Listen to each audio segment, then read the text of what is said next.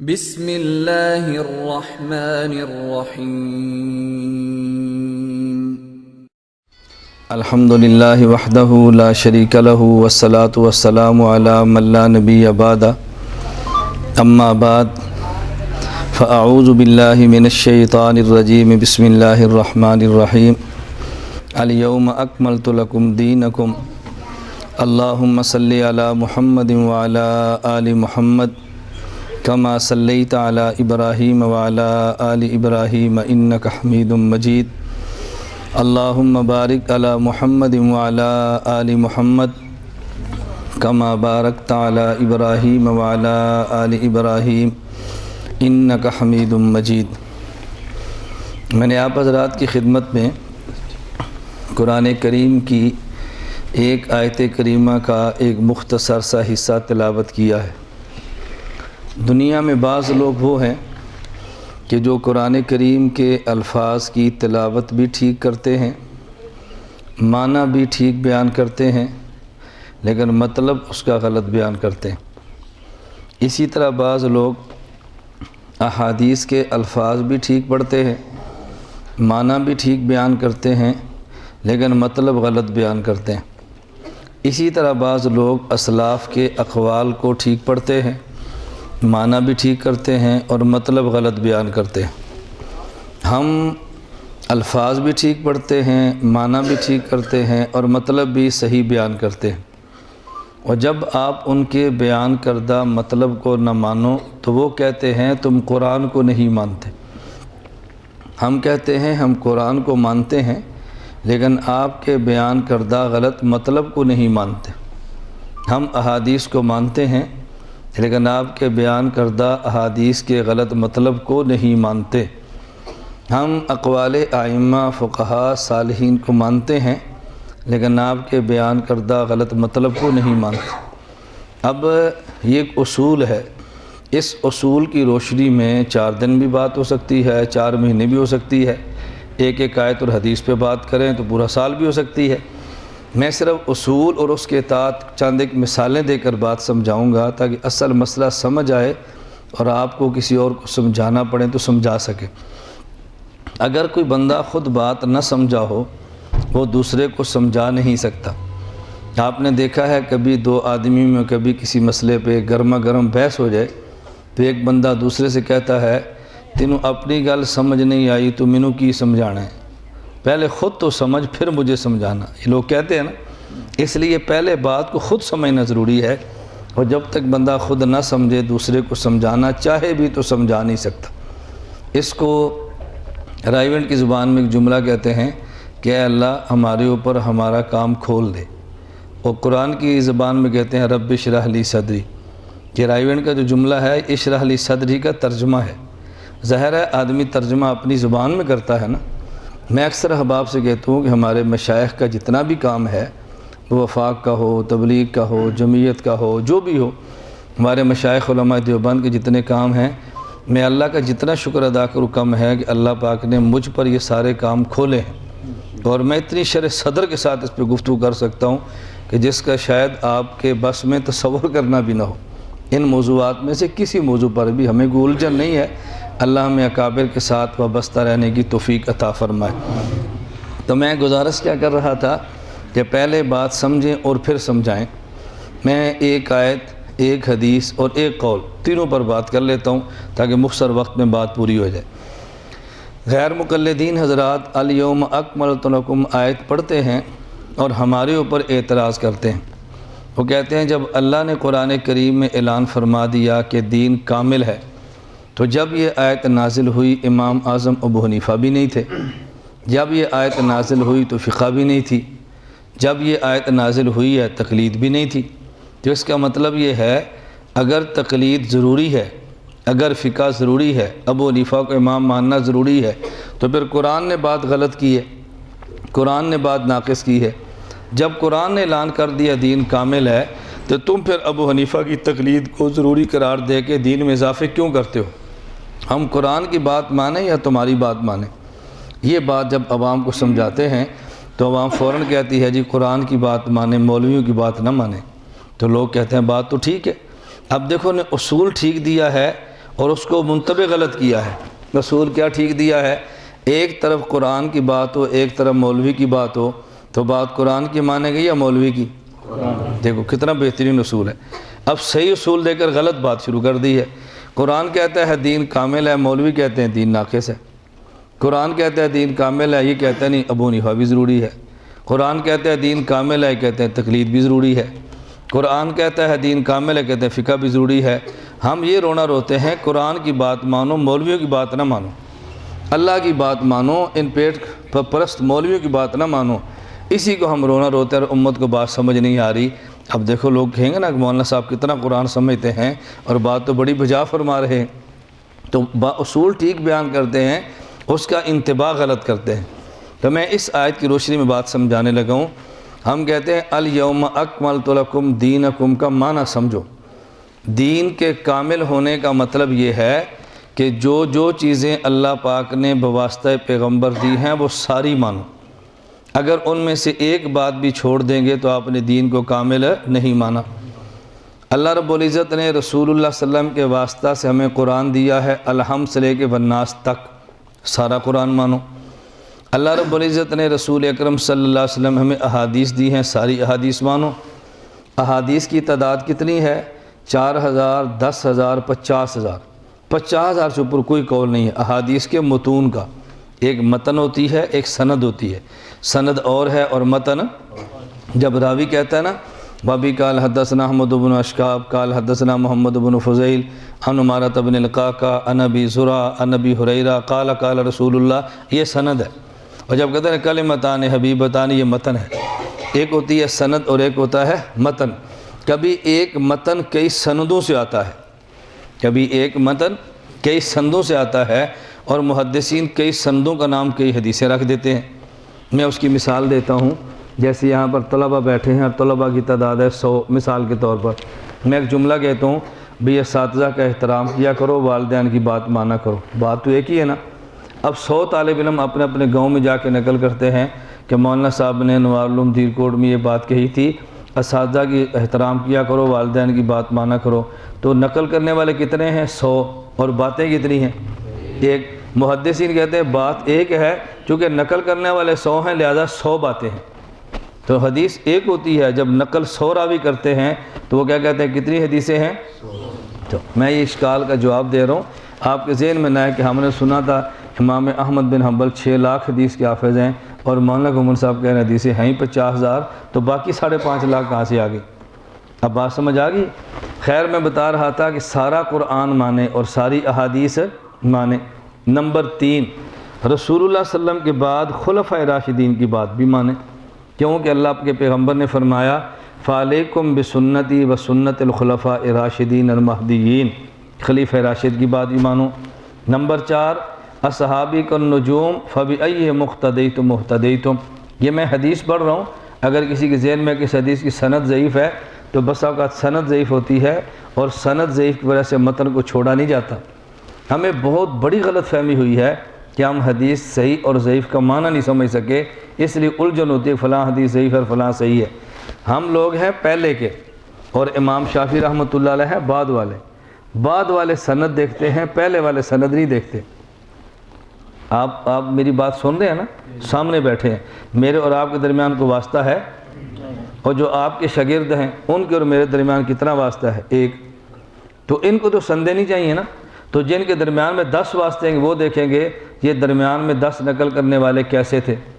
تو جو لوگ بعد کے ہیں وہ سندیں دیکھتے ہیں، امام اعظم ابو حنیفہ صحابہ کے دور کے ہیں، وہ سند نہیں دیکھتے، امت کا تعامل دیکھتے ہیں۔ تو کبھی ایک حدیث بعد میں جا کے کمزور ہو جاتی ہے، لیکن اثر کے اعتبار سے کمزور نہیں ہوتی، وہ صحیح اور مضبوط ہوتی ہے۔ میں اس کی ایک مثال دوں گا تو بات آپ کو جلدی سمجھ آئے۔ حضرت علامہ انور شاہ کشمیری رحمۃ اللہ علیہ کی کتاب ہے فیض الباری، خود نہیں لکھی، شاگردوں نے لکھی ہے، لیکن منسوب ان کی طرف ہے کہ علامہ صاحب کی کتاب فیض الباری ہے۔ شاگرد جو علوم لکھتا ہے استاذ کے، تو وہ استاذ کی کتاب بھی شمار ہوتی ہے نا۔ علامہ کشمیری رحمۃ اللہ علیہ نے اس کے اندر لکھا ہے کہ 8 رکعت تراویح کی روایت سندن ضعیف ہے، اب نہ 20 رکعت تراویح کی روایت سند کے اعتبار سے ضعیف ہے۔ غیر مقلد کہتے ہیں کہ تمہاری 20 والی روایت ضعیف ہے، کیوں؟ علامہ انور شاہ کشمیری نے بھی لکھا ہے کہ اس کی سند کمزور ہے۔ تو وہ بھی لکھتے ہیں تم ان کی بات مانو ہماری نہیں مانتے. تو پھر میں کہتا ہوں کہ آپ آدھی بات نقل کرتے ہیں، علامہ صاحب کے باقی آدھی بات پی جاتے ہیں. پوری بات سامنے رکھتے تو کبھی بھی اعتراض کا موقع نہ ملتا. علامہ انور شاہ کشمیری رحمۃ اللہ فرماتے ہیں کہ 20 رکعت تراویح والی روایت ہمارے اعتبار سے ضعیف ہے، حضرت عمر کے اعتبار سے ضعیف نہیں تھی. حضرت عمر جو 20 کے قائل ہیں تو کیوں قائل ہیں؟ انہوں نے رسول اللہ کی 20 دیکھی ہیں، تو جب ہمیں پہنچی ہے ضعیف ہے، جب حضرت عمر کو پہنچی ہے پھر تو ضعیف نہیں تھی نا. اب دیکھو پوری بات سامنے کوئی اعتراض باقی رہتا ہے تو غیر مقلد آدھی بات نقل کرے گا، آدھی پی جائے گا. تو میں کہہ رہا تھا خلفائے راشدین کی بات مانیں اور سارے صحابہ کو مانیں رضی اللہ تعالی عنہم اجمعین. نمبر 5، امت کا اجماع مانیں. میں قرآنی آیات نہیں پڑھ رہا، میں حدیثیں دے رہا ہوں. ان اللہ لا یجمع امت محمد علی الضلالہ، امت کا اجماع بھی مانیں. تو کتنی چیزیں ہو گئی؟ 5. نمبر 6، فقہا کو بھی مانیں، اس لیے کہ علی رضی اللہ تعالیٰ عنہ فرماتے ہیں، موجم اوسط طبرانی کی روایت موجود ہے، ان نزل بنا امر لیس فی بیان امر ولا نہی فما تأمرنا. یا رسول اللہ اگر کوئی مسئلہ پیش آ جائے، ہمیں قرآن حدیث میں اس کا حل نہ ملے تو کیا کریں؟ فرمایا تشاورون الفقہا، فقہا کی بات مانو. پھر رسول اللہ صلی اللہ علیہ وسلم نے بات فرمائی جب حضرت معاذ رضی اللہ عنہ یمن میں گئے ہیں، اور ایک حدیث بخاری میں بھی موجود ہے، اذا حکم الحاکم فاجتہد فاصاب فلہ اجران واذا حکم فاجتہد ثم اخطأ فلہ اجر. اگر مجتہد اجتہاد کرے اور اجتہاد درست ہو تو اجر 2 ملتے ہیں، اور اگر اجتہاد کرے اجتہاد میں خطا ہو جائے تو اجر 1 ملتا ہے. لیکن جہنم میں نہیں جاتا، وہ جاتا جنت میں ہی ہے. اگر درست مسئلہ ہو تو 2 اجر، اور مسئلہ غلط ہو جائے تو یہ درست ہو جائے اور غلط ہو جائے، اس کا مطلب کیا ہے اس کو بھی سمجھیں. بعض لوگوں کو اشکال ہوتا ہے جب مسئلہ ہی غلط ہے تو پھر اجر کس بات کا ہے؟ غلط مسئلوں پر تو اجر نہیں ملنا چاہیے، خطا پر اجر نہیں ملنا چاہیے. دیکھیں آپ حضرات کے دیر کوٹ میں 2 قسم کے ڈاکٹر ہیں. ایک ڈاکٹر وہ ہے کہ جس کو سند ملی ہے، MBBS ڈاکٹر ہے اور گورنمنٹ کی ڈگری اس کے پاس موجود ہے.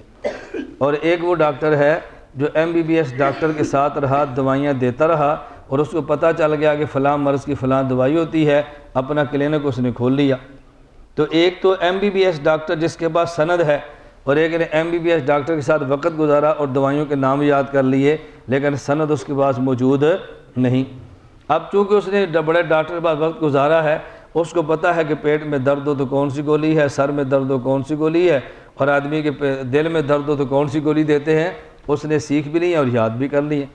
اب اگر کوئی بندہ اس ڈاکٹر کے پاس جائے کہ جس نے ڈاکٹر کے پاس رہ کے دوائیوں کے نام یاد کیے ہیں، اور یہ پتہ چلا فلاں مرض کی فلاں دوائی ہے، اس کے پاس صاحب کے میرے سر میں درد ہے، اس نے 2 ڈسپرین دی، آپ نے کھائی اور سر کا درد ٹھیک ہو گیا. اور MBBS ڈاکٹر کے پاس گئے کہ میرے دل میں درد ہے، اس نے دوائی دی اور دل کا درد بڑھ گیا. اب بتاؤ شفا جو ملی ہے یہ MBBS ڈاکٹر کی دوا سے یا اس اناڑی کی دوا سے؟ اناڑی کی دوا سے نا. اچھا اگر محکمہ ہیلتھ کو پتہ چل جائے کہ یہ جو اناڑی جس کے پاس سند نہیں تھی، اس نے فلاں بندے کو دوا دی اور مریض ٹھیک ہو گیا، اس کے خلاف پرچہ کٹے گا یا نہیں؟ پرچہ تو ہوگا، حالانکہ اس نے دوا دی ہے، فائدہ ہوا ہے، پرچہ پھر بھی ہوگا.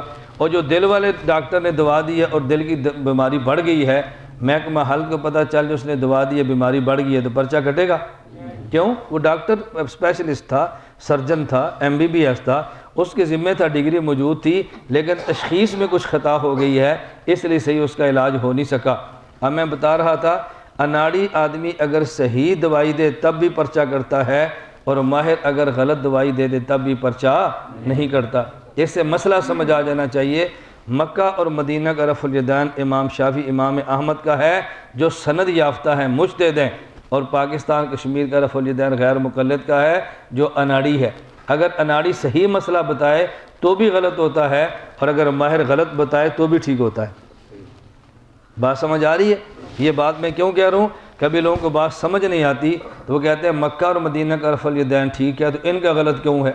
غلط ہے تو دونوں غلط ہیں، ٹھیک ہے تو دونوں ٹھیک ہے. ہم نے کہا نا، کوئی بندہ کہ جی اگر دوا ٹھیک ہے تو دونوں کی ہے، غلط ہے تو دونوں کی ہے. بھئی دوائی تو ایک ہی ہے نا. اگر سر میں درد ہو وہی ڈسپرین کون دے گا؟ MBBS. وہی ڈسپرین کون دے گا جو اناڑی اور عطائی ڈاکٹر ہے؟ دوا بھی ایک ہے، مرض بھی ایک ہے، لیکن ایک کے خلاف پرچہ ہوتا ہے اور ایک کے خلاف پرچہ نہیں ہوتا. اگر وہ سند یافتہ ہو تو پرچہ نہیں ہے، اور سند یافتہ نہ ہو تو پھر پرچہ ہے.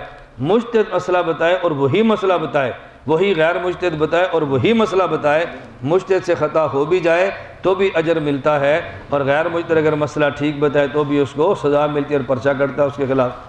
خیر، میں جو اصل بات سمجھا رہا تھا، یہ دور اجر کار اجر کا مطلب کیا ہے؟ اگر آپ سرجن کے پاس اپنے والد جو مریض ہیں ان کو لے کر جائیں، وہ دل کا بائی پاس آپریشن کرے اور کئی گھنٹے اس کو لگیں اور آپریشن کامیاب ہو جائے، تو اس ڈاکٹر کو دو چیزیں ملتی ہیں، ایک ماہانہ اصل تنخواہ ملتی ہے اور اس کو شاباش ملتی ہے کہ بہت مشکل آپریشن تھا اور ماشاءاللہ اس نے کامیاب کر کے دکھا دی ہے، شاباش بھی ملتی ہے اور اس کو ترقیاں بھی ملتی ہے۔ اور اگر یہ سرجن ہو، اگر اسپیشلسٹ ڈاکٹر ہو دل کا اور بائی پاس آپریشن کرے اور دوران آپریشن مریض وفات پا جائے، اس کو اصل تنخواہ تو پھر بھی ملتی ہے چونکہ ڈاکٹر ہے، آپریشن کرنے کی فیس ملے گی، لیکن اس کو شاباش نہیں ملتی اور ترقی بھی نہیں ملتی۔ اب اگر آپریشن کامیاب ہو جائے، اصل تنخواہ بھی ملتی ہے اور ترقی بھی ملتی ہے، آپریشن ناکام ہو جائے، اصل تنخواہ ملتی ہے لیکن اس کو ترقیاں نہیں ملتی۔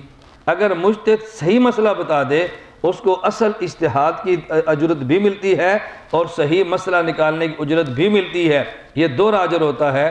اور اگر مسئلہ بتانے میں خطا ہو جائے، اجتہاد کا اجر پھر بھی ملتا ہے، مسئلہ ٹھیک نہیں بتا سکا تو خطا ہو جانے کی وجہ سے اس کو اجر نہیں ملتا۔ کہتے ہیں نا، خطا پر بھی اجر ملتا ہے، اصل اجتہاد کا اجر خطا پر بھی ملتا ہے، مسئلہ ٹھیک نہیں تھا تو دوسرے اجر سے محروم رہ گیا، لیکن اجر تو ہر حال میں ملنا ہے نا۔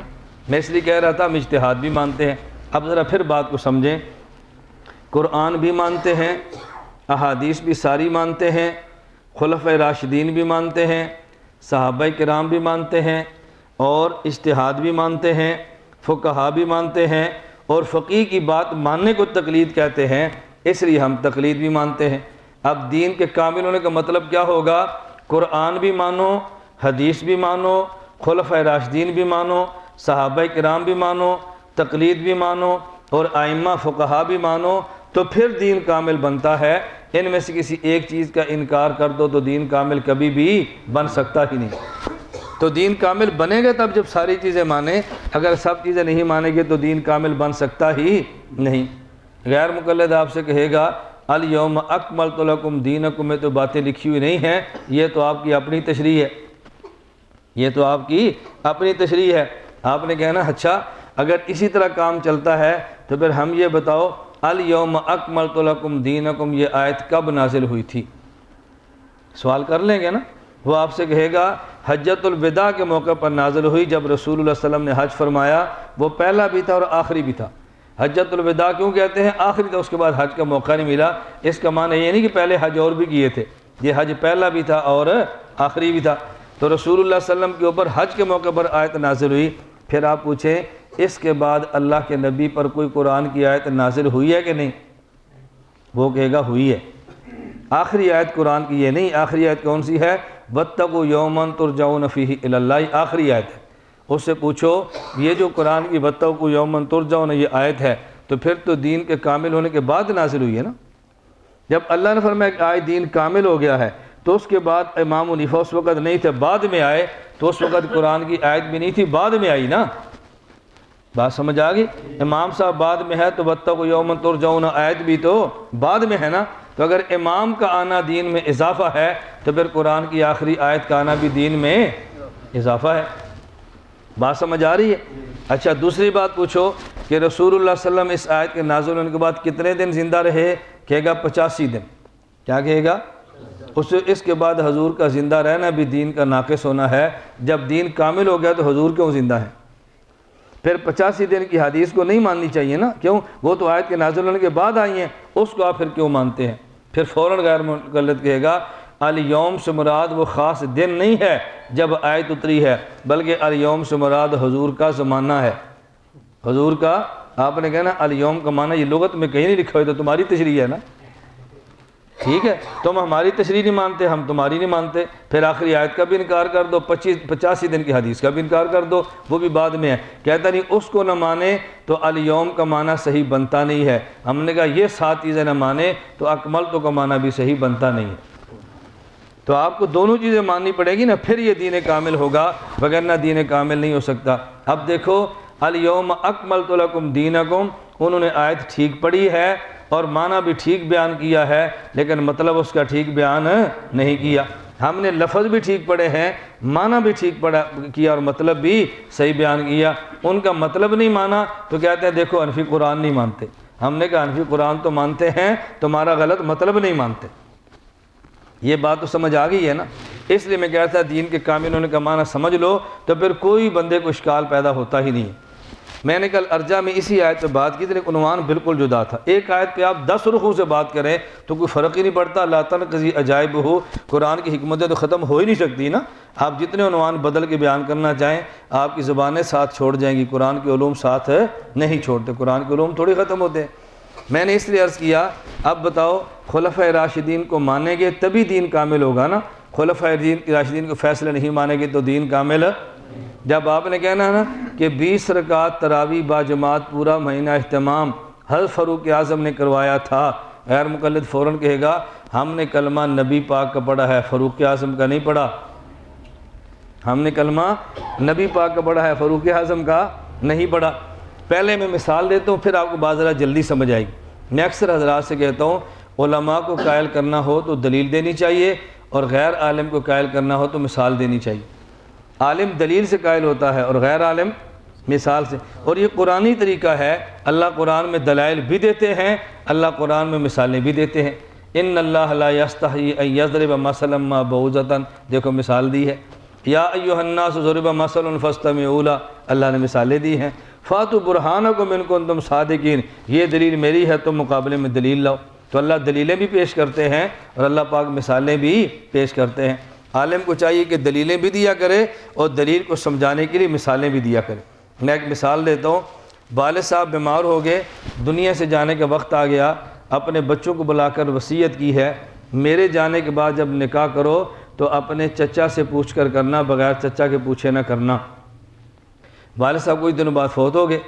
اب یہ جو اس کا بیٹا ہے اس کا جی چاہتا ہے کہ فلاں لڑکی سے نکاح کرو، تو چچا نے کہا فلاں لڑکی سے نکاح نہیں کرنا۔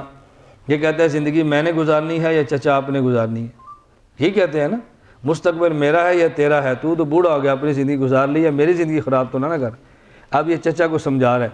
چچا نے کہا نہیں بیٹا، ہم اس لڑکی والوں کا بیک گراؤنڈ جانتے ہیں، پس منظر جانتے ہیں، خاندان ان کا سمجھتے ہیں، ہمارے وہ لیول کے لوگ نہیں ہیں، خاندان اچھا نہیں ہے، بدنامی ہوگی، بات سمجھو۔ وہ کہتا ہے میں آپ کی بات ماننے کے لیے تیار نہیں ہوں، اس لیے کہ میں نے الحمد سے لے کے والناس تک پورا قرآن پڑھا ہے، کسی ایک آیت میں بھی اللہ نہیں فرمایا کہ چچا سے پوچھ کے شادیاں کرنا۔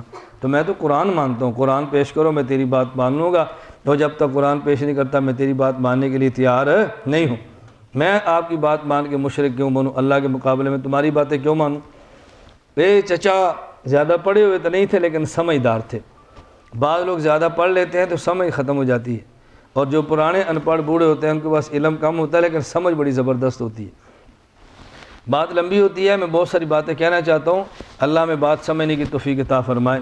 یہ آگے بابا جی مسجد میں اپنے بھتیجے کو بھی لے آئے، کیا چلو مولوی صاحب سے بات پوچھ لیتے ہیں، میں تو کام معلوم ہے میرے پاس تو علم نہیں ہے، مولانا صاحب سے پوچھتے ہیں۔ مسجد میں آئے اور مولانا صاحب سے کہا یہ ہمارا بھتیجا ہے، اور یہ بھتیجا یہ بات کہتا ہے میں آپ کی بات تب مانوں گا مجھے قرآن سے ثابت کر کے دو کہ چچا کی بات ماننی چاہیے، چونکہ قرآن میں موجود نہیں ہے اس لیے میں آپ کی بات نہیں مانتا۔ مولانا صاحب نے فرمایا کہ بیٹا یہ بتاؤ جب آپ کے ابا جی دنیا سے جانے لگے تھے تو کوئی بات فرمائی تھی؟ اس نے کہا جی ابا جی نے وصیت کی تھی کہ میرے جانے کے بعد میرے بھائی اپنے چچا کی بات مان کے چلنا اور شادیاں ان سے پوچھ کر کرنا۔ تو مولانا صاحب فرمانے لگے قرآن میں یہ ہے کہ اپنے باپ کی بات مانا کرو یا قرآن میں نہیں ہے؟ اس نے کہا جی قرآن میں تو ہے اپنے باپ کی بات مانا کرو۔ تو مولانا صاحب نے فرمایا آپ کے ابا جی نے کہا تھا میرے جانے کے بعد چچا کی بات مانو، تو یہ ابا جی کی بات ہے نا؟ کہتے ہیں جی ہاں۔ فرمایا تم چچا کی بات مانو گے تو ابا جی کی مانو گے، چچا کی نہیں مانو گے تو ابا جی کی تم نے نافرمانی کی ہے، اور قرآن کہتا ہے کہ باپ کی بات مانو۔ اگر تم نے چچا کی مانی ہے تو قرآن پہ عمل کیا ہے، اگر چچا کی نہیں مانی تو قرآن پہ عمل نہیں کیا۔ جس باپ کو تم باپ مانتے ہو اس باپ نے کہا تھا کہ چچا کی بات مانو، تو چچا کی مانی تو باپ کی مانی ہے، اور جب باپ کی مانی ہے تو قرآن پہ عمل بھی کر لیا۔ یہی بات ہم غیر مقلدین کو کہتے ہیں، ہم نے کلمہ فاروق اعظم رضی اللہ عنہ کا نہیں پڑھا، لیکن جس نبی کا کلمہ پڑھا ہے نا اس نبی نے فرمایا کہ میرے بعد بات فاروق اعظم کی ماننا۔ اگر اس نے فاروق اعظم کی بات مانیں گے تو گویا ہم نے نبی پاک کی بات کو مان لیا ہے، اگر ان کی بات کو نہیں مانیں گے تو گویا ہم نے نبی پاک کی بات کو نہیں مانا۔ اس لیے ہم کہتے ہیں کہ ہم خلفائے راشدین کی بات کو مانتے ہیں اور اس کے بغیر کوئی چارہ موجود نہیں ہے۔ ہم رسول اللہ صلی اللہ علیہ وسلم کی باتیں ساری مانتے ہیں اور خلفائے راشدین کی باتیں ساری بھی مانتے ہیں۔ اتنی بات تو سمجھ آ گئی نا کہ دین کے کامل ہونے کا مطلب کیا ہے؟ قرآن بھی مانو، حدیث بھی مانو، اللہ کے نبی کے خلفائے راشدین بھی مانو، صحابہ بھی مانو، امت کا اجماع بھی مانو، فقہا کو بھی مانو اور اجتہاد کو بھی مانو، اور اجتہاد کو مانیں گے اسی کا نام تقلید ہے۔ تو تقلید تو اللہ کے نبی کے دور سے جاری ہے، یہ نہ کہا کرو کہ اللہ کے نبی کے دور سے جاری نہیں ہے۔ ہاں البتہ بعض لوگوں نے آپ سے ایک بات کہنی ہے، اگر تقلید آپ نے کرنی ہی تھی تو پھر اللہ کے نبی صلی اللہ علیہ وسلم کے بعد کسی صحابی کی کر لیتے، امام کی کرنے کی کیا ضرورت تھی؟ صحابہ کی کر لیتے۔ کیا صحابہ میں اتنا بڑا کوئی عالم نہیں تھا جس کی آپ تقلید کرتے؟ آپ نے صحابہ کو چھوڑ کے امام ابو حنیفہ کی تقلید کیوں کی ہے؟ ذرا بات اچھی طرح سمجھنا۔ میں نے کہا اگر ہم رسول اللہ صلی اللہ علیہ وسلم کے بعد حضرت ابو بکر صدیق رضی اللہ عنہ کی تقلید کریں، ہمیں ایک چھوٹا سا اشکال ہے کہ ان کے بعد پھر فاروق اعظم رضی اللہ تعالیٰ عنہ کو بھی کرنی پڑے گی، کیونکہ سارے مسئلے حضرت ابو بکر صدیق نے تو نہیں بتائے نا، تو پھر ہمیں ایک اور تقلید کرنی پڑے گی۔ حضرت فاروق اعظم کی تقلید کر لیں تو بعد میں عثمان غنی رضی اللہ عنہ کرنی پڑے گی، سارے مسئلے فاروق اعظم نے تو بیان نہیں کیے۔ اگر ان کی تقلید کر لیں تو بعد میں علی رضی اللہ عنہ کی کرنا پڑے گی، کیونکہ سارے مسئلے عثمان غنی رضی اللہ عنہ امت کے سامنے پیش نہیں فرمائے۔ ہم نے کہا ایسے آدمی کی تقلید کرو کہ جس کے بعد پھر کسی اور کی تقلید کی ضرورت باقی نہ رہے۔ رسول اللہ صلی اللہ علیہ وسلم کے جانشین امام ابو بکر ہیں، ان کے جانشین حضرت عمر ہیں، ان کے جانشین عثمان ہیں، ان کے جانشین حضرت علی رضی اللہ عنہ ہے۔ تو رسول اللہ کے علوم صدیق اکبر کے پاس ہیں، صدیق اکبر کے پاس قرآن بھی ہے، علوم نبوت بھی ہے، اپنے فتاوے بھی ہیں۔ حضرت فاروق اعظم کے پاس قرآن بھی ہے، احادیث بھی ہیں، اور صدیق اکبر کے فتاوے اور اپنے فتاوے بھی ہیں۔ حضرت عثمان کے پاس قرآن بھی ہے، علوم نبوت بھی ہے، صدیقی اور فاروقی فتوے بھی ہیں۔ حضرت علی رضی اللہ عنہ کے پاس قرآن بھی ہے، حدیث بھی ہے، صدیقی فاروقی عثمانی فتوے بھی ہیں۔ حضرت علی رضی اللہ تعالیٰ عنہ ان سارے علوم کو لے کر مدینہ سے کوفہ چلے گئے ہیں، تو سارے اپنے علوم لیے اور کوفہ آگے۔ اللہ نے کوفہ میں شخص پیدا کر دیا جس کا نام نعمان بن ثابت امام اعظم ابو حنیفہ ہے، جن کے پاس قرآن بھی ہیں، علوم نبوت بھی ہیں، صدیقی فاروقی عثمانی علوی فتوے بھی ہیں، اور صحابہ کرام کے علوم بھی ہیں، اپنا اجتہاد بھی ہے۔ اس کو امام اہل بلخ خلف بن ایوب فرماتے ہیں، سار العلم من اللہ الی محمد صلی اللہ علیہ وسلم وسار منہ الی اصحابہ والتابعین وسار منہم الی الامام ابی حنیفہ۔ اللہ نے علوم نبوت کو دیے ہیں، حضور نے علوم صحابہ کو دیے ہیں، صحابہ نے تابعین کو دیے ہیں، اور تابعین نے اپنے علوم امام ابو حنیفہ کو دے دیے ہیں۔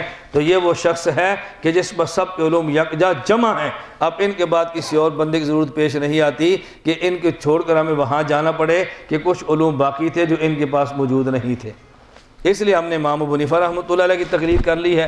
اور اگر صحابہ خلفائے راشدین میں سے کسی کے اصول اور مسائل لکھے ہوئے آپ دکھا دیں، ہم ان کی تقلید کر لیں گے۔ صحابہ نے علوم لکھوائے نہیں ہیں، امام ابو حنیفہ نے اپنے علوم لکھوا کر امت کے سامنے پیش کر دیے، اس لیے ہم نے امام صاحب کی تقلید کر لی ہے۔ اس میں کوئی اشکال کی بات نہیں ہے۔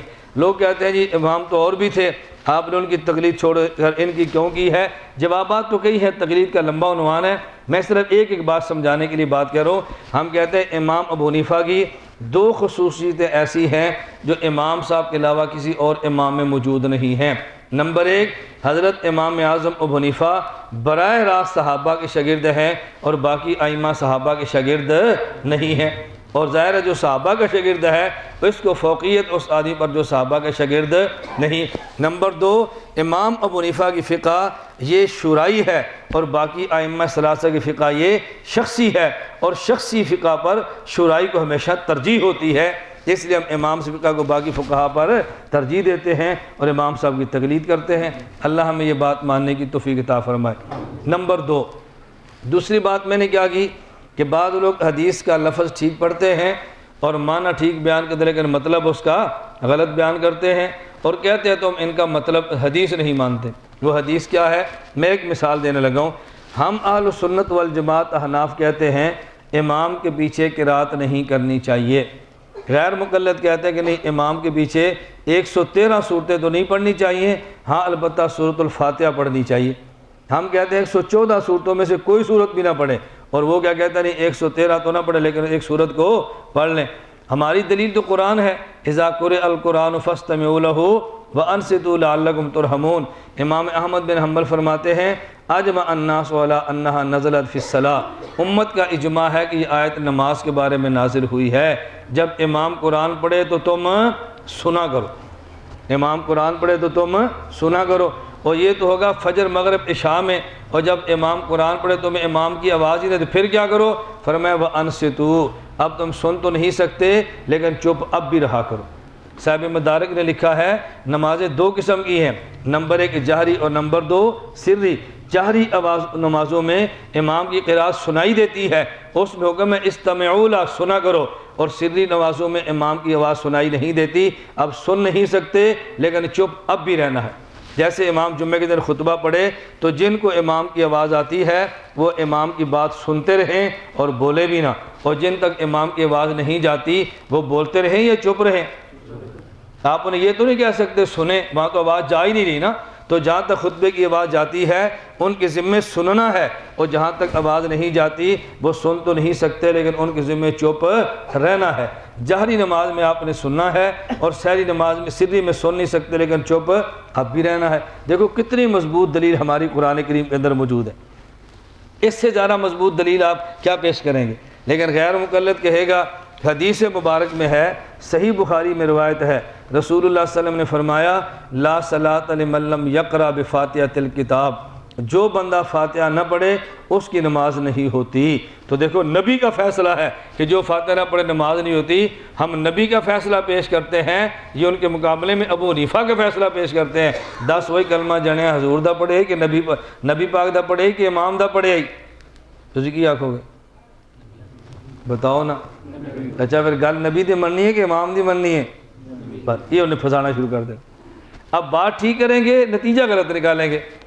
اللہ کے نبی فرماتے ہیں جب فاتحہ نہ پڑھے نماز نہیں ہوتی، ابو حنیفہ کہتا ہے ہو جاتی ہے۔ دیکھو اللہ کے نبی نال ٹکر لائے کھلوتے ہیں، یہ انہوں اپنا امام بندن پہ ایسا دھوکہ دیں گے کہ بندے کے پاؤں سے زمین نکل جاتی ہے کہ یار امام حنیفہ رحمۃ اللہ علیہ الیاذ باللہ کتنی غلط بات کرتے تھے کہ اللہ کے نبی کے مقابلے میں کھڑے ہو جاتے۔ میں نے کہا حدیث سمجھو، لا صلاۃ لمن لم یقرأ بفاتحۃ الکتاب۔ اچھا اس حدیث کا ترجمہ کیا ہے؟ کہتا ہے جو بندہ فاتحہ نہ پڑھے اس کی نماز نہیں ہوتی۔ ہم نے کہا مقتدی کا تو اس میں لفظ ہی نہیں ہے، کہتا نہیں جو فاتحہ نہ پڑھے، خواہ وہ امام ہو، خواہ وہ مقتدی ہو، خواہ وہ اکیلا ہو، جو بھی نہ پڑھے اس کی نماز نہیں ہوتی۔ ہم نے کہا تم نے خواہ کہا، یہ ترجمہ اللہ کے نبی نے کیا، یہ تم نے خود کیا ہے۔ یہ مطلب کس نے بیان کیا ہے؟ خواہ امام ہو، خواہ مقتدی ہو، خواہ اکیلا ہو، یہ تو اللہ کے نبی نے بات نہیں فرمائی جیسے تو فرما رہا ہے۔ کہتے اس میں سمجھنے کی بات کیا ہے؟ من عربی زبان کا لفظ ہے جو عام ہوتا ہے۔ ایک غیر مقلد میرے پاس آیا کہ دبئی سے آیا تو چکوال کے ساتھ اس کو لے کر آئے کہ جس نے مسئلہ سمجھنا ہے۔ میں نے کہا اس نے سمجھنا تو نہیں ہے لیکن آپ لے آئیں تاکہ آپ یہ نہ کہ مولانا صاحب بات کیوں نہیں کرتے۔ وہ آ گیا، اس نے یہی حدیث پڑھی، کہتا مجھے آپ اس کا مطلب سمجھا دیں، مجھے سمجھ آ گیا تو میں حنفی بن جاؤں گا۔ میں نے کہا تجھے سمجھ آ گیا تو نے پھر بھی نہیں بننا تو نے نہیں ہے لیکن میں سمجھا تجھے دیتا ہوں۔ مجھے کہتا جی بتائیں۔ میں نے کہا جو تو نے سمجھا نا پہلے تو سمجھا دے پھر تاکہ مجھے سمجھانے میں آسانی ہو۔ کہا جی حدیث پاک میں لا صلاۃ لمن لم یقرأ، جو فاتحہ نہ پڑھے اس کی نماز نہیں ہوتی، یہ من تو عام ہے، خواہ مقتدی ہو، خواہ اکیلا ہو، خواہ امام ہو۔ میں نے کہا تو کہتا ہے من عام ہے، قرآن کہتا ہے من خاص ہے، میں تیری بات مانوں یا قرآن کی مانوں؟ ساتھ لوگ بڑا تعجب ہوا۔ میں نے کہا یہ کہتا ہے من عام ہے، قرآن کہتا ہے من خاص ہے، کہاں لکھا ہے؟ میں نے قرآن کریم میں ہے یستغفرون لمن فی الارض، فرشتے ان لوگوں کے لیے استغفار کرتے ہیں جو زمین میں رہتے ہیں۔ تو زمین میں تو فرعون بھی ہے، زمین میں قارون بھی ہے، زمین میں تو پرویز مشرف بھی ہے، یہ زمین میں تو کتنے بے ایمان جمع ہیں، ان سب کے لیے فرشتے استغفار کرتے ہیں۔ کہتا ہے جی نہیں۔ تو میں نے کہا کس کے لیے استغفار کرتے ہیں؟ کہتا ہے ایمان والوں کے لیے۔ میں نے کہا تو کہتا ہے من عام ہے، قرآن کہتا ہے من خاص ہے، ہن دس میں تیری مننا یا قرآن دی مننا؟ چلو جی میں تحقیق کر کے دساں گا۔ تو میں نے کہا ان سے کیوں جھوٹ بول رہا تھا، مجھے بات سمجھ آ گئی تو میں مان لوں گا، اب سمجھا مجھے بات، میں دیکھوں گا۔ میں نے کہا تو کس کو دیکھے گا؟ اللہ کے نبی سے پوچھے گا؟ کس سے پوچھنا ہے تو نے؟ کسی مولوی سے پوچھنا ہے نا، تو میں مولوی نہیں ہوں، مجھ سے پوچھ لے۔ یہ عجیب بات ہے، تیرا مولوی بات کرے تو ٹھیک ہے، اس پر وحی اترتی ہے، اور ہم بات کریں تو بات غلط ہے، مجھے سمجھا یا کسی اپنے باپ کو فون کر لے، میں ادھر ہی بیٹھو، کر فون، میں یہاں تجھے جانے وقت ضائع کرتے ہو ہمارا، تو چکوال سے منہ اٹھا کر آیا، 2 گھنٹے میں نے تجھے دیے ہیں، میں نے پہلے ان سے کہا تھا یہ لڑکا بات نہیں مانے گا، جھوٹ بولتا ہے، یہ ہمیں غلط فہمی ہوتی ہے جی فلاں لڑکے کو مولانا صاحب سمجھائیں، میں تو اللہ گواہ ان کو منہ نہیں لگاتا، گواہ میں کہ تو باہر نکالو اس کو یہاں سے، وقت ضائع کرے گا، میرے جانے کے بعد کہیں گے دھیر کوٹ میں ایسے چلے گا، وہ جی کالج کے لڑکے نے مولانا الیاس گھمن سے گھنٹہ بات کی ہے اور مولانا اس کو بات منوا ہی نہیں سکے۔ ابلیس کو خدا نے بات منوا لی تھی، تو کوئی ابلیس بہت بڑا مناظر تھا، اس کو خدا بھی نہیں ہرا سکا۔ یہ عجیب بات ہے، ایک بندے نے ماننا ہو تو بندہ منواتا ہے، فیصلہ کر کے آ جائے تو پھر کیسے آپ اس کو منوا سکتے ہیں؟ میری بات سمجھ رہے ہیں؟ تو کیا کہتے ہیں جو فاتحہ نہ پڑھے اس کی نماز نہیں ہوتی۔ یہ جو دیکھو جو بھی ہوا، امام ہوا، مقتدی ہوا، اکیلا ہو، اب ذرا بات سمجھیں۔ میں نے کہا ایک حدیث کا مطلب وہ ہے جو وہابی نے بیان کیا ہے، اور ایک حدیث کا مطلب وہ ہے جو صحابی نے بیان کیا ہے۔ ایک حدیث کا مطلب وہ جو وہابی نے بیان کیا، اور ایک وہ جو صحابی نے بیان کیا۔ ہم وہابی کا معنی نہیں لیتے، ہم صحابی کا معنی لیتے ہیں۔ بات سب ہم سنی ہے نا، ہم کون سا معنی لیں گے؟ صحابی کا۔ یہ روایت جامع ترمذی میں موجود ہے۔ امام ترمذی حضرت امام بخاری کے شاگرد ہیں۔ جو بات شاگرد استاد کی سمجھتا ہے نا، وہ دوسرا نہیں سمجھ سکتا۔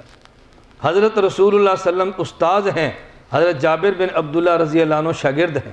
حضرت جابر بن عبداللہ فرماتے ہیں، یہ ترمذی میں روایت موجود ہے، حضرت جابر فرماتے ہیں لا صلاۃ لمن لم یقرأ بفاتحۃ الکتاب ان ھذا اذا کان وحدہ، ان ھذا اذا کان، کوئی لفظ تو آپ بھی یاد کر لو نا، ان ھذا اذا کان وحدہ، وحدہ کا معنی مقتدی ہوتا ہے یا اکیلا ہوتا ہے؟ اللہ وحدہ لا شریک ہے، کیا معنی؟ اللہ مقتدی ہے یا اکیلا ہے؟ تو وحدہ کا معنی کیا ہوتا ہے؟ اکیلا۔ حضرت جابر فرماتے ہیں لا صلاۃ لمن لم یقرأ بفاتحۃ الکتاب ان ھذا اذا کان وحدہ، یہ جو اللہ کے نبی نے فرمایا کہ فاتحہ نہ پڑھو تو نماز نہیں ہوتی، یہ حکم اکیلے آدمی کے لیے ہے، مقتدی کے لیے نہیں ہے۔ تو وہابی کہتا ہے مقتدی کے لیے ہے، اور صحابی کہتا ہے اکیلے کے لیے ہے۔ ہمیں مانا صحابی کا مبارک، تمہیں مانا وہابی کا مبارک۔ تم قیامت کو وہاں جاؤ گے جہاں وہابی جائیں گے، اور ہم وہاں جائیں گے جہاں صحابی جائیں گے۔ بتاؤ صحابہ کا معنی لینا یا وہابہ کا معنی لینا ہے؟ صحابی کی جمع کیا ہوتی ہے اور وہابی کی جمع وہابہ ہوتی ہے۔ لوگوں کو یہ نہیں پتا وہابی کہتے کسے ہیں، کہہ جی اللہ کا نام ہے وہاب، اس کی طرف نسبت ہے۔ میں نے احمد حضور کا نام ہے تو قادیانی کہتے ہیں ہم احمدی ہیں، تو مان لو گے کہ نسبت بڑی اچھی ہے۔ یہ غلام احمد پرویز کہتے ہیں ہم اہل قرآن ہیں، نسبت بڑی اچھی ہے، مان لو۔ یہ جماعت المکفرین والے کہتے ہیں ہم جماعت المسلمین ہیں، قرآن میں ہمارا نام ہے، مان لو گے؟ کام کیا ہے؟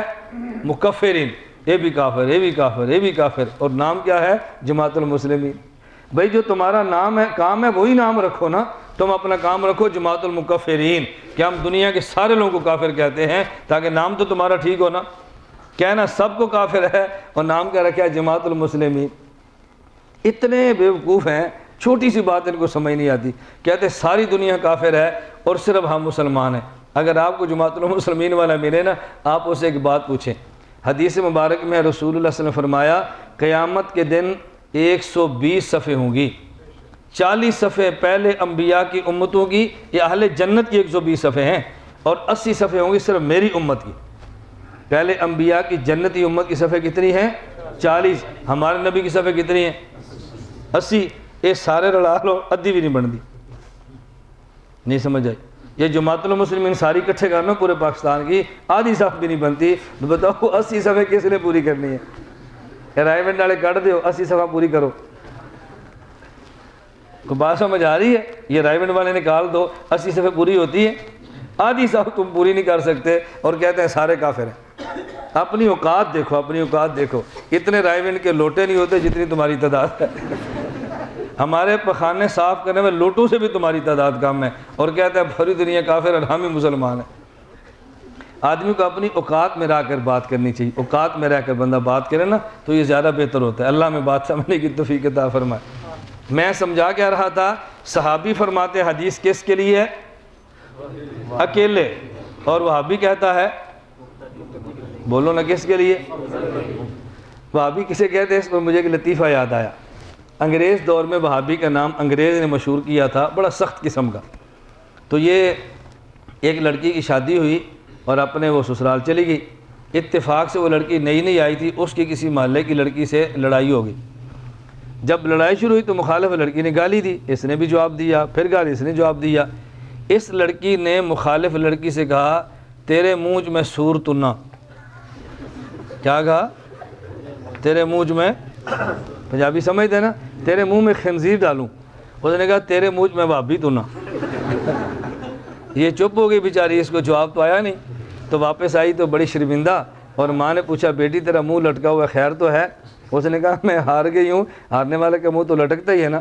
اس نے کہا کیوں ہار گئی؟ خیری صلاح پتہ تو لگے۔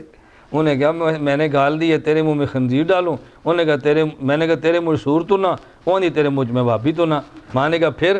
اس نے کہا میں جواب نہیں دے سکی۔ ماں نے کہا کیوں جواب نہیں دیا؟ ساس کہتی ہے، کہتے جواب تب دے دیا جب مجھے پتہ تو نا بھابی ہے کیا، مجھے پتہ ہی نہیں میں نے جواب کیا دینا تھا۔ ماں کہتی لے تو یہ تمہیں بھی نہیں پتہ، 100 سور اڑاؤ نا تو ایک بھابی بنتا ہے۔ تجھے یہ بھی نہیں پتہ 100 خنزیر ملاؤ تو ایک بنتا ہے۔ اور سچی بات ہے، اس عورت نے بات تو ایسی کی ہے کہ اللہ معاف فرمائے، خنزیر ناپاک تو ہے لیکن بک بک نہیں کرتا۔ خنزیر ناپاک تو ہے لیکن اولیاء کو گالیاں نہیں دیتا۔ جو اولیاء کو بکے خدا کی قسم وہ خنزیر سے بھی بدتر ہے۔ جو اولیاء خدا کے ولیوں کو گالیاں نکالتا ہے، خدا کے ولیوں کی بے ادبی کرتا ہے، وہ تو بہت، خنزیر جتنا بھی گندا ہے اس نے جہنم میں نہیں جانا، موت کے بعد اس کا حساب ہی نہیں ہے۔ اور جو خدا کے اولیاء کو بک بک کرے اور جہنم کا ایندھن بنے، بتاؤ خنزیر سے گندا ہے یا نہیں؟ بولتے نہیں۔ وہ دیہاتی جو عورتیں بات کہتی ہیں ویسے نہیں کہتی، ان کے پیچھے خاص پس منظر ہوتا ہے، ہمارے سامنے پس منظر ہوتا نہیں ہے، اس لیے ہم دیہات کے بوڑھے بزرگوں کی باتیں سمجھ نہیں سکتے۔ اب بتاؤ ہم بخاری کے حدیث کو مانتے ہیں کہ نہیں؟ اور غیر مقلد کیا کہتا ہے؟ تم حدیث نہیں مانتے۔ ہم نے کہا حدیث مانتے ہیں لیکن حدیث کا جو تم نے معنی بیان کیا وہ مطلب نہیں مانتے۔ تیسری بات میں نے آپ سے کی تھی کہ بسا اوقات اسلاف کے قول نقل کرتے ہیں اور مطلب اس کا غلط بیان کر لیتے ہیں۔ اس پر میں ایک واقعہ سناتا ہوں، آپ کو بات خود ہی سمجھ آ جائے گی۔ مکہ مکرمہ میں گیا تو مجھے ایک ساتھی کہنے لگا ہمارا ایک نوجوان حنفی تھا، تبلیغی جماعت کا تھا، اور اب وہ غیر مقلد ہو گیا ہے۔ میں نے کہا اس سے پوچھو کیوں غیر مقلد ہوا ہے؟ وہ لڑکا کہنے لگا میں نے امام ابو حنیفہ کے قول پڑھا تھا اور اس کے بعد میں غیر مقلد ہوا۔ امام ابو حنیفہ رحمۃ اللہ علیہ فرماتے ہیں کہ میرا جب کوئی مسئلہ پیش آئے اس کو حدیث کے مطابق چیک کیا کرو، اگر حدیث کے مطابق ہو تو لے لیا کرو، اگر حدیث کے مخالف ہو دیوار پہ پھینک دیا کرو اور حدیث کو لے لیا کرو۔ میں نے پہلے تو امام صاحب کا یہ قول پڑھا، قول سمجھ آ گیا؟ میں نے امام صاحب کا یہ قول پڑھا۔ بزرگان اٹھاؤ گئے،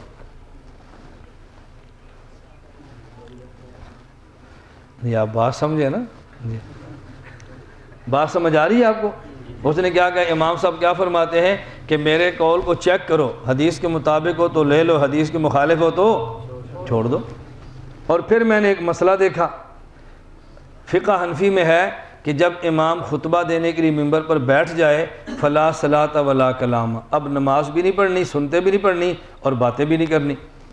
اور حدیث پاک میں رسول اللہ صلی اللہ علیہ وسلم خطبہ دے رہے تھے، ایک صحابی مسجد میں داخل ہوئے، فرمایا صلیت یا فلان، تو نے سنتیں پڑھی ہیں؟ اس نے کہا نہیں۔ فرمایا قم فرقہ، کھڑا ہو اور سنتیں پڑھ لے۔ ابو حنیفہ منع کرتا ہے، رسول اللہ صلی اللہ علیہ وسلم پڑھاتے ہیں۔ تو جب یہ قرآن حدیث کے خلاف تھی میں نے فقہ کو چھوڑ دیا، اہل حدیث ہو گیا۔ اب بتاؤ کتنی مضبوط دلیل ہے؟ ایک مرتبہ آپ نے تو ہل جانا ہے نا کہ یار اس کا تو جواب ہی کوئی نہیں۔ میں نے کہا بیٹا اگر امام صاحب کا قول سمجھتا تو مسئلہ چیک نہ کرتا، اور اگر مسئلہ سمجھتا تو غیر مقلد نہ بنتا۔ اب یہ دو باتیں آپ کو نہیں سمجھ آنی۔ میں نے کیا کہا، اگر امام صاحب کا قول سمجھ لیتا تو پھر چیک، آپ کہتے ہیں عجیب بات ہے، امام صاحب فرماتے ہیں میرے مسئلے کو چیک کرو، آپ کہتے ہیں سمجھتا تو چیک نہ کرتا۔ میں نے کہا تو بات سمجھا نہیں ہے، میں مثال دوں گا تو پھر بات آپ کو جلدی سمجھ آئے گی، دلیل بعد میں پیش کرتے ہیں، پہلے بات سمجھ لو۔ ایک آدمی MBBS ڈاکٹر کے پاس گیا، اس نے کہا جی میرے پیٹ میں درد ہے تو مجھے آپ کوئی دوا دے۔ MBBS ڈاکٹر نے 2 گولیاں دے دی اور 100 روپیہ اس سے مانگ لیا۔ وہ لڑکا کہنے لگا جی 2 گولیاں اور 100 روپیہ؟ انہوں نے کہا بیٹا امپورٹڈ گولیاں ہیں، پاکستان کی نہیں ہے، میڈ ان امریکہ ہے، یہ بڑی دور سے منگائی ہیں، یہ گولی عام گولی نہیں ہے، تم جاؤ کسی سے چیک کرا لو، اگر یہ ٹھیک ہو تو استعمال کرنا، اگر یہ غلط ہو تو گٹر میں پھینک دے، مجھ سے 200 روپیہ لے لینا۔ اس نے کہا ٹھیک ہے، بڑی زبردست دوائی ہے۔ اس نے گولیاں لی اور ایک آدمی کو چیک کرائیں، اس نے کہا سونگھا اور سونگ کر کہا یہ گولیاں نہیں، زہر ہے، یہ نہ کھانا۔ اس نے وہ گولیاں گٹر میں پھینکی اور شام کو پھر کلینک پر آ گیا۔ ڈاکٹر نے پوچھا پیٹ کا کیا حال ہے؟ کہتا ہے جی اور بیماری بڑھ گئی ہے۔ ڈاکٹر صاحب نے پوچھا گولیاں کھائی تھی؟ اس نے کہا نہیں۔ اس نے کہا کیوں؟ کہتا ہے وہ تو زہر تھی، مجھے آپ 200 روپیہ دیں۔ ڈاکٹر صاحب نے پوچھا چیک کرائی تھی؟ کہتا ہے چیک کرائی تبھی تو کہہ رہے ہو زہر تھی۔ تو ڈاکٹر صاحب نے پوچھا کس کو چیک کرائی ہیں؟ کہتا ہے بشیر موچی کو۔ کیسے چیک کرائی ہیں؟ بشیر موچی کو۔ اور ڈاکٹر نے کہا کوڑے دیا پترا تو میری گل ہی نہیں سمجھیا۔ بات سمجھ رہے ہیں؟ تو میری گل ہی نہیں سمجھیا، تو میری بات سمجھا ہی نہیں۔ یہ جو میں نے کہا تھا نا کہ اس دوائی کو چیک کرانا، اس کا مطلب بشیر موچی سے نہیں تھا، اس کا مطلب MBBS ڈاکٹر سے تھا۔ تو میری بات کو سمجھا ہی نہیں۔ جیڑا بشیرہ موچی روزانہ چم سمجھا ہے انہیں تینوں زہر آکھنا ہے نا۔ وہ جو روزانہ چمڑے سونگتا ہے وہ تو زہر کہے گا نا اس کو۔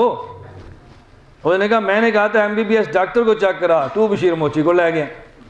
اب دیکھو بات سمجھا نہیں تھا نا۔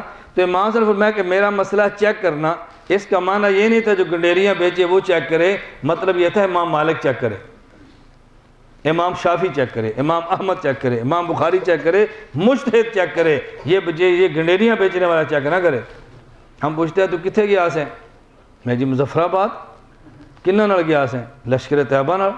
کیوں گیا سے؟ ٹریننگ کرن۔ کی ٹریننگ کی ہے؟ بارود سیکھیا۔ ہون کی کرنا ہے؟ بہشتی زیور چیک کرنا۔ وہ خبیث آدمی سیکھا تو نے بارود ہے، چیک کرتا ہے فضائل مال۔ ایسے ہو رہا ہے کہ نہیں ہو رہا؟ جماعت الدعویٰ آپ کے لڑکے لے کر جاتی ہے، پھر ان کو ٹریننگ کر کے غیر مقلد بناتی ہے، پھر واپس آ کر بہشتی زیور اور فضائل عمل ہاتھ میں پکڑے۔ بھئی جب تم نے بارود سیکھا ہے، مرو، بارڈر کراس کرو، جا کے مرو اور ان کو مارو۔ سیکھا بارود ہے اور چیک کیا ہو رہا ہے؟ بہشتی زیور۔ اچھا کیا مسئلہ ملا تجھے؟ حضرت تھانی فرماتے ہیں انگلی پر پخانہ لگا ہونا تو انگلی چاٹ لیں تو انگلی یہ پخانہ چاٹ لیں انگلی پاک ہو جاتی ہے۔ میں کہ پورے بہشتی ایک گوں ہی تینوں لبا ہے، پورے بہشتی زیور میں اور کوئی مسئلہ نہیں سوائے اس گوں اور پیشاب کے۔ سمجھ دو نا گوں کسے کہتے ہیں؟ تسی کہڑا لکھنؤ چو آئے ہو، تسی میرے ہاتھ کو چمن کوٹ کو دھیر کوٹ اس سرگودا ستاسی ہے۔ میری بات اچھی طرح سمجھ آ رہی ہے نا؟ میں اتنا تعجب ہوتا ہے جاتے ہیں بروز سیکھنے کے لیے اور چیک فضائل اعمال ہو رہا ہے، چیک بہشتی زیور ہو رہا ہے۔ قصور ہمارا ہے، ہم ان کو اپنی مسئلے بیان کرنے کا موقع دیتے ہیں۔ جرم ہمارا ہے، ہم ان کو یہ زکوٰۃ دیتے ہیں، ہم ان کو عشر دیتے ہیں۔ ان کو جوتے مار کے باہر نکالو، اپنے لڑکے مت ان کو کھینچنے دو۔ خدا کی قسم یہ تمہارے لیے ڈاکو سے کم نہیں ہے۔ میں ایک بات کہتا ہوں، میری بات پہ محسوس نہ فرمانا، ایک معاملہ بدعتیوں کا ہے، ایک معاملہ ان کا ہے۔ ہمارا کوئی دیوبندی لڑکا بدعتی نہیں بنتا، بات سمجھ رہے ہیں؟ جب بھی بنتا ہے غیر مقلد بنتا ہے۔ بدعتی ہمیں مال دیتے ہیں، یہ ہم سے مال لیتا ہے۔ ہم جب گشت کرتے ہیں، چلے لگاتے ہیں تو ہمارے پاس کون آتا ہے؟ بدعتی اور بریلوی ہمارے پاس بدل کے آتا ہے نا، ہم لے آتے ہیں، یہ چھین لیتا ہے۔ تو بتاؤ زیادہ نقصان دہ یہ ہے یا وہ ہے؟ اس کی ہمیں فکر ہی نہیں کرتے۔ ہم اس لیے کہتے ہیں ان کی فکر کرو اور ان کے پورے کشمیر کے کیمپ اکھاڑو۔ اکھاڑنے کا معنی لڑنا نہیں ہے، اپنی قوم کو بات سمجھاؤ یہ گمراہ ہیں، اولیاء کے دشمن ہیں، اکابر کے دشمن ہیں، ان کا دین سے تعلق نہیں ہے۔ بیٹا مت جاؤ ان کے پاس، اپنے لڑکے بچاؤ، رائے بھجواؤ، خانقاہ بھجواؤ، مدرسے بھجواؤ، اپنے ساتھ ان کو جوڑو۔ اللہ میں بات سمجھنے کی توفیق عطا فرمائے۔ تو میں نے اسے کہا تو امام صاحب کی بات سمجھا نہیں ہے، اگر سمجھتا تو چیک نہ کرتا۔ اب آپ کو سمجھ آ گئی ہے؟ نمبر 2، میں نے کہا امام صاحب کا مسئلہ سمجھ لیتا تو پھر تو اہل حدیث کبھی نہ ہوتا۔ کہتے جی کیوں؟ مسئلہ تو بڑا صاف ہے۔ میں نے کہا اتنا صاف نہیں جتنا تو نے سمجھا ہے۔ یہ امام ابو حنیفہ کا مسئلہ ایسے نہیں ہوتا کہ تو جیسے کہ ڈیری فروش بھی اس کو کہے جی میں نے مسئلے کی تہہ تک پہنچ گیا ہوں۔ اب ذرا اچھی طرح بات سمجھو۔ میں نے کہا پہلے میں تجھ سے 2 مسئلے پوچھتا ہوں، پھر تجھے یہ مسئلہ سمجھ آئے گا۔ مجھ سے پوچھتے ہیں؟ میں نے کہا جی بعض مسئلے وہ ہیں جو ہر کسی کو آتے ہیں، وہ ہر کسی کو آتا ہے، میں وہ پوچھتا ہوں۔ مجھے یہ بتا، حدیث مبارک میں ہے کہ رسول اللہ صلی اللہ علیہ وسلم کے پاس ایک شخص آیا اور انہوں نے کہا یا رسول اللہ میں نے روزہ رکھا تھا اور روزے کی حالت میں بیوی کے پاس چلا گیا ہوں، میری سزا کیا ہے؟ اللہ کے نبی صلی اللہ علیہ وسلم فرمانے لگے کہ آپ ایک غلام آزاد کرو۔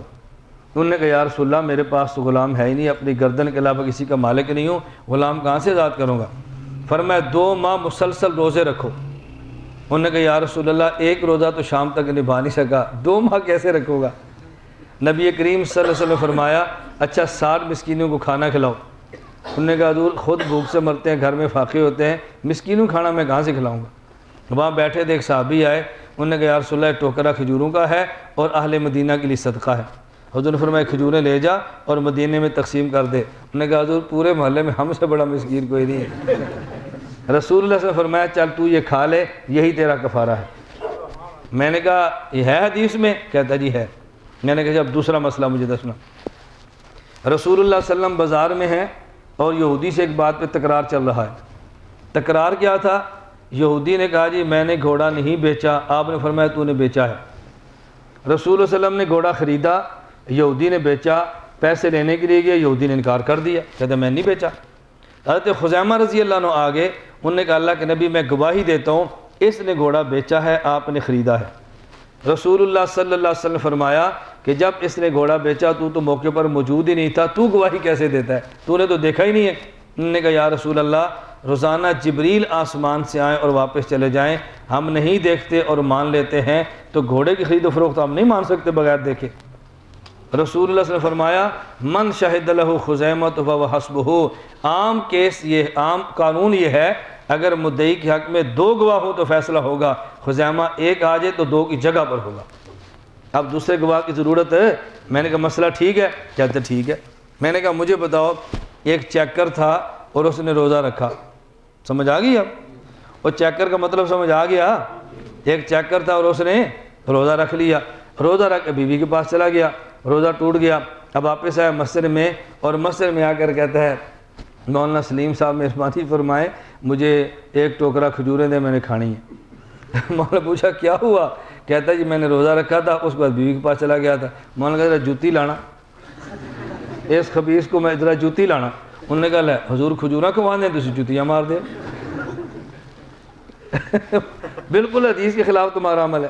رسول اللہ صلی اللہ علیہ وسلم کیا کھلاتے ہیں؟ صحابی ہے تو نے کہا کھجورے کا، اور تم کہہ دو جوتیاں کھا۔ میں نے کہا یہ لڑکا بات ٹھیک کہہ رہا ہے؟ کہتا جی غلط کہہ رہا ہے۔ میں نے کہا کیوں؟ میں نے کہا کیوں؟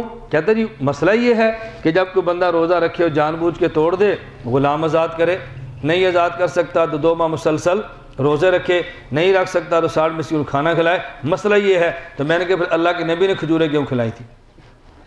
مجھے بتا، جب مسئلہ یہ ہے تو حضور پاک کو مسئلے کا پتہ نہیں تھا؟ کہتا جی پتہ تھا۔ تو میں نے کہا پھر رسول اللہ صلی اللہ علیہ وسلم نے کھجوریں کیوں کھلائیں؟